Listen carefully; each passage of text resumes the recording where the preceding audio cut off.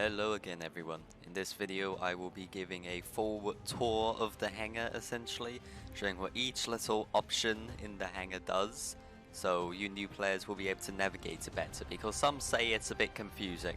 I personally don't think so, but I think it's important that I show you people. Don't believe any more experienced players will learn anything from this, but you can always stick around. You're welcome to have you. You're always welcome to bump up my viewer retention, you know. So starting at the left, you've got your options, your controls, and your exits. Obviously the latter makes sense. Exit is just how you leave the game, which is the intended way to do it, and not what I do, which is just tab out and right click and close the game. In options, you've got your game options, things like post effects settings, which can change a lot of different things. For example, you can change it to fall colors, or perhaps you can change it to black and white to live your World War II fantasies. Yes, indeed.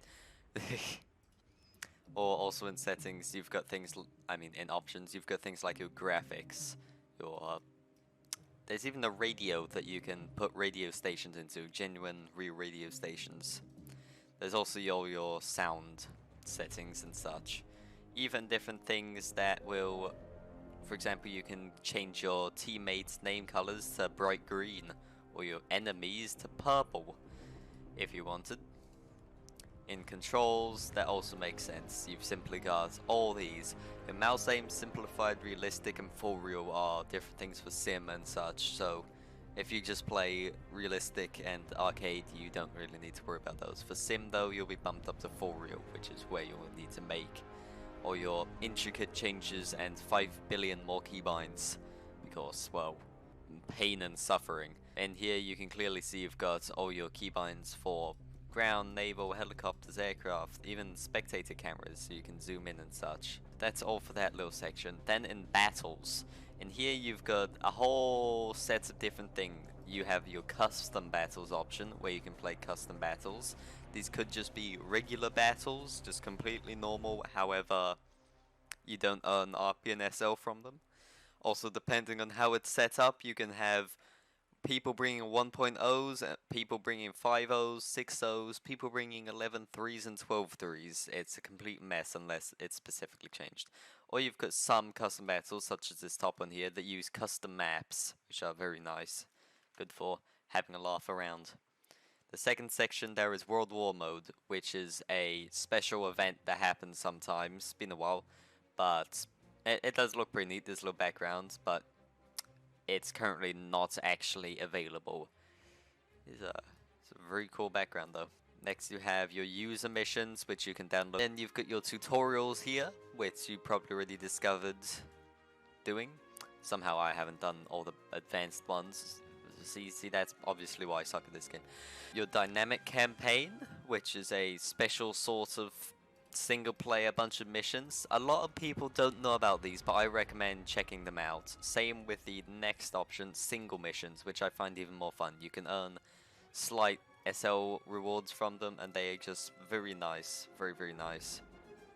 And then like Korean War and stuff, you can get thousands of RP from doing some of them, so I recommend it. They are lots of fun. Some are more difficult than others because the AA is cracked, but I think it'll be fine. You've also got historical campaigns, which you can now no longer get. You are only able to get both a US and a Japanese one from the Gaijin store, but they've both been removed. I only had the Japanese one, but this is also pretty good. It's just a historical version of those single missions, you could say, following along a sort of single-player game-mist thing. And then you've got Benchmark, which is a benchmark. A lot of games have that, I'm sure you know what those are. Immunities. Leaderboards. I never go up here because, well, my numbers are sad. But no, this is just where you can go to see your, I guess, statistics. Mine aren't good, please don't look at it. You've also got squadrons, where you can choose which squadron you want to join, such as in squadron search here. You've got replays, so you can see your past matches. That makes sense. You have invite friend, where if you copy this little link here, you can, I believe, send an email to them, or just send it to them on social media. If they use the link and sign up, then they'll get 50 GE and you'll get a bunch of stuff. So I believe this means that you receive that. So you get 2,500 GE if they have two-factor authentication and get to the final rank, well, rank 7. So it can be good, it pays off over time. Maybe if you invite a ridiculous amount of people, surely some are going to stick around in 2 years and get to that point. 3 years later, you'll get a few GE. And then the rest of these are external links. Then you keep going along the top, you get to your squadron up here as well, so you can just, there's 2 ways to get there for whatever reason. Keep going along, you've got your player card. In here you can see your player card, you can see your like time spent in the game, which is too much. In your service record, you can have a look at what all your vehicle statistics are, see what your most earned RP is for, your best victory to battle ratio, where your most deaths are, etc. You can check your medals, which you unlock by doing things, you know. You can check all those. You can go to your achievements. You can go to skins, which I don't think anyone ever uses since you can just look at them on a vehicle to vehicle basis, but I suppose it could be useful.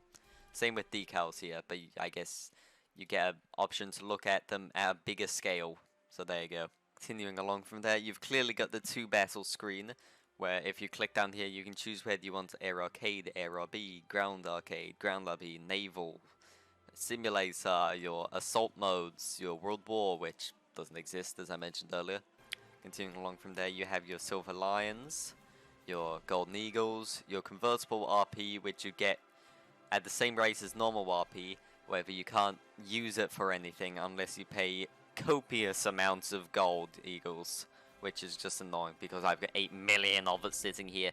If I could pay it with SL, that'd be fantastic. You also get your premium account, the Battle Pass, and continuing along, you've got your shop where you can buy golden eagles, premium account, your lions. You can check your inventory of boxes and boosters. You can check item shops for like the Battle Pass. You can check your workshop, which is just a limited time event sort of thing, won't always be there. Your war bond shop, which is true Battle Pass stuff. You can check, you can go to the online store or the marketplace, and you can check more decal collections, which there are 11 of. Continuing along, you've got this here, which is help, which will just give you, well, look, this is exactly, this help button here just shows you what everything does, but listen, my one's better, alright? My one's better, you don't need to use the built-in one, no, please, don't leave me. Stick with the video, please, no, I need the viewer retention. Then there's the encyclopedia here, which is, I never really use it, but when I was very new I did. So essentially you can just learn about a lot of different things, armor piercing, what different shell types do, how you can learn about different stunts to do. You can even get history here, your controls, your interface. There's a ton of stuff here. So I would recommend new players check it out. You've also got changelog, which is just, you can go back infinitely to see what all the changelogs were for past updates. And there's even the credits, which if you let the credits roll, you will get like 1,000 silver lions or something, so that's nice. I got that ages ago. You're getting a little achievement for it. Now continuing down the side here, you've got this little arrow which can collapse and uncollapse. In here you've got your display information, so you can see your speed, what ornament you have selected, your countermeasures, etc. Or for a tank, your speed, your armor values, as you can see here, your armor values. And you've also got your crew skill that you can choose and add more to. You've also got your achievements, which you can, no one really uses that, but you can go here, you can select 2 favorites, and then it appears down here. But who really uses that? I don't know anyone who does, to be honest. Next thing, traveling along down this side more, you get into your research tree, which is, I should hope you know, where you have all your vehicles that you can select. Once you're down here, you can also swap to different nations and check those trees. Continuing along from there, still all the nations, also presets down here, which you can add, remove, etc. And you can create different presets, which are very useful. However, eventually you just can't make any more of them until you progress in rank, which is painful, but there's something to deal with. sadly. Continuing along down there, by the bottom you have squad, which will simply appear if you're in a squad. You can also add friends to your squad. You've got a chat feature where you can chat in a squadron or in a squad. Here is your news, as they call it, new messages. You can look back at some of your old vehicle stat cards here, or perhaps achievements that you've earned. Going up, you have your all inactive items. This will just, if you click it, it'll also take you to your shop. Here you have your tasks, special tasks, and your history of tasks completed. So those can just give you Battle Pass things. And up here is your Battle Pass, where it says Battle Pass. That makes sense. Where you can get vehicles and such if you play 24/7, because to get the top vehicle is where is it? Where is it? That's not even the top vehicle. I've missed it completely. Here it is.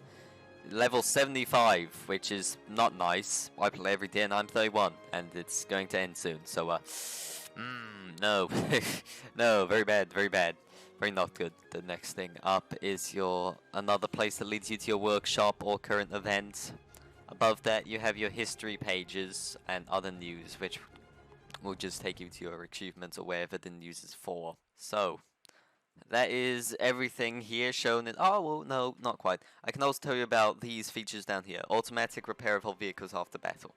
If you don't have premium accounts and you tick it on, it essentially means if you get into a match and your whole lineup's destroyed, well, once you go back to the hangar, instantly repaired and you lose a ton of SL. If you have it on while you have premium account, then if you have a terrible match, you get to pay for free, essentially. Nothing comes out of your SL.